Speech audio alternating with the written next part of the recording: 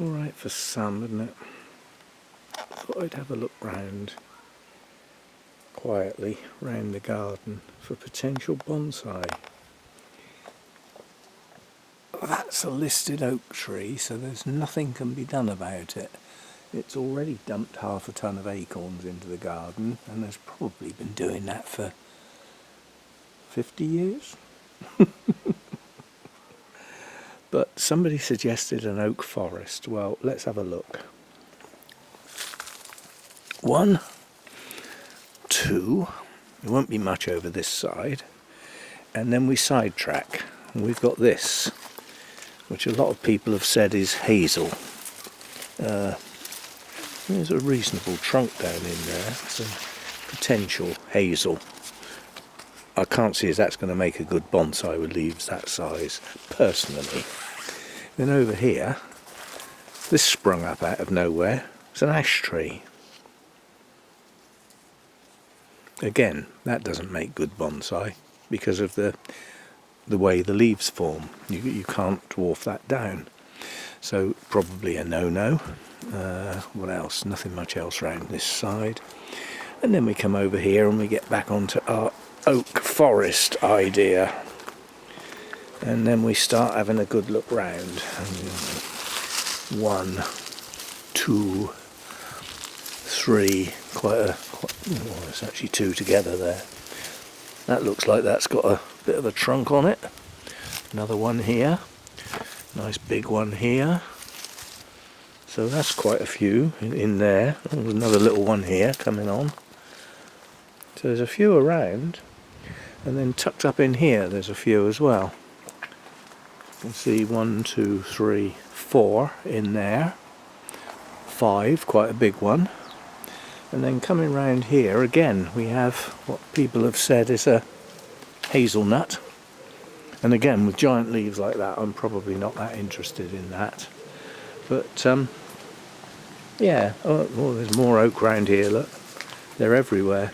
So a root out of those prior to bud break might actually produce enough trees to get quite a dense forest, which won't be realistic at the end of the day. If you go to a natural oak forest, there's space between the trees because only a few make it. A lot die back through lack of light and competition, so you don't get them tightly packed like you possibly do in a conifer forest, something like that.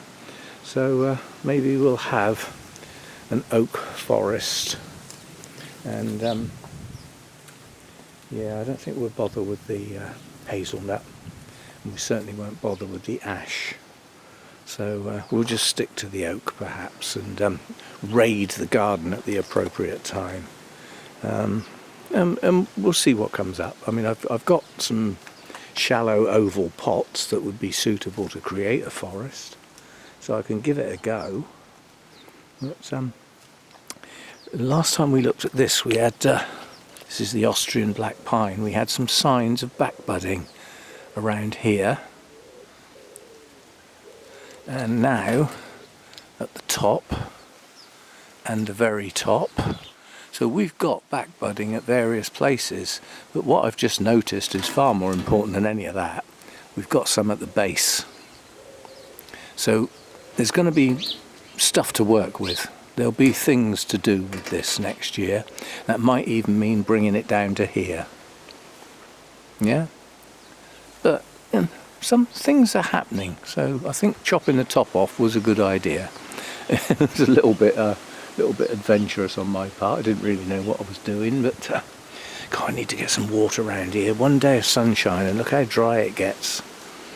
Get some water out here, but I won't do it now. I'll leave it till the morning. I'm not going to die overnight. And then we'll get some stuff going tomorrow. So this is clumped up nicely this year, this pine tree, Scots pine. It looks very tatty at the moment because the 2- and 3-year-old needles have died, and they're still there. They haven't been knocked off yet. But there's an awful lot of wiring on this tree tucked away, which come the springtime, when the sap starts to rise, will need to come off. otherwise it's going to bite in badly.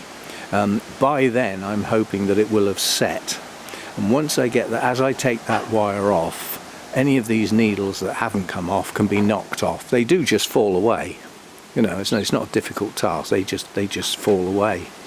And then we'll be looking forward to all the new growth, all the nice new greenery. And some of these pads are densely enough packed now, mainly due to me squashing them up with the wires, that they might even need thinning out. Who knows? Who knows? So we can work on that. And then we've already got our golden larch forest. That's pre-made, I bought that, so we'll do some work on that. It needs an awful lot of top thinned out here to be able to see some branches, and some of the branches can be brought down to actually give more of a tree shape to some of them, you know, here, give some depth and some width. So we'll have a go at that. And what I'm looking forward to is getting my Deshojo back, because it's overgrown. It's lost all its the shape's in there. It's not gone away. It's just covered up with leaves at the moment. And I think next year we'll try and keep it trimmed a bit better so that we can see the shape inside, see the tree inside the leaves, look after it a bit better perhaps. And then we've got our larch to work on. Again, that was bought pre-wired, so somebody else had done the wiring here. God, that's light as a feather. We need to get some water around here. Now I'd say, well, some would say it's being lazy and I didn't water this morning, but I'm having a major project on the orchid grow room. Basically, there's a lot of mould started to form on this fabric, and more importantly on the leaves of the plants. So I'm going through a major cleaning. I've got a substance, I'm not supposed to have it, it's called Physan 20. You're not supposed to have it in the UK. It's banned in the EU, and we were a member of the EU when it was banned. So somebody sent me some from Spain, because obviously Spain's not in the EU, is it? One rule for one and a set of rules for others. But anyway, irrespective, I've got some, and it works like a sort of disinfectant stroke bleach, but without the stink. So I've been going over the whole of the fabric in there. It's taken up a lot of time, but it has to be done, you know. So that's the reason why the bonsai didn't get watered this morning. I was mixing up the stuff and getting my sprayer filled up and getting all my cloths sorted out and my mop for the floor, and you know, so it's a major project, because obviously all the shelving has had to be cleaned, you know, all the plants have had to be taken off, and all of these shelves have been cleaned off. They were taken out into the garden and sprayed with the Physan 20 to kill any mould and any spores that were on them, and then they were wiped down with a cloth and everything and dried off a bit before bringing back in and the plants going back on. But to do that, all the plants have got to come off, you know, so it's been quite a busy time to get that all done. I'm not finished. I've got one corner left to do, which is tomorrow's job, but it will be preceded by getting some water out here, because things are looking a bit dry now. The bird feeders are looking a bit sorry for themselves as well. You won't get much feed out of that, will you? Better fill them up as well. Yes, so we'll get back on the bonsai, but I'm pretty sure there's going to be certainly enough oak to have a go at some sort of forest, and some larger ones are in there as well. So you have an assortment of, you know, twigs and something a bit more substantial, so, and all from the garden, so no trip out to get them or anything. We do have a trip out in the end of winter, early spring. I've got 2 more Scots pine to collect, possibly 3, but 2 definites, one of which is I'm gonna have a go at a literati style. Always have a try, can't you? And then there's a couple of substantially trunked oak trees which I'm going to have a serious look at, and I will bring one, maybe both, home. And there's a couple of yew trees in the same area. I think they're yew trees, but whatever they are, they've got good trunks and good branch structure to be able to do something with them. So that'll be a bit of a collecting exercise to be done whenever, you know, March, April time next year. And that will get enough trees in that I won't need any more. And as I said, my primary hobby is the tropical orchids, not the bonsai. The bonsai is a secondary hobby. But yeah, I mean, they work okay together. And eventually I will get my bonsai staging done. The square posts there, there's a longer one. What I'm going to do is cut that in half and then get 2 pieces out of the other 2 posts the same length. That gives me 4 legs which will become posts, and then I can put some batten across to hold them together at the same distance apart and everything. And then I'm going to get some 6x2 and put 2 planks effectively across the top of the structure, and that will give me 1 bonsai stand. And then this big thick piece here, I'm going to do a similar thing there. I'm going to cut that in half to make 2 legs, and then again put 2 6x2s across the top to make another piece of staging.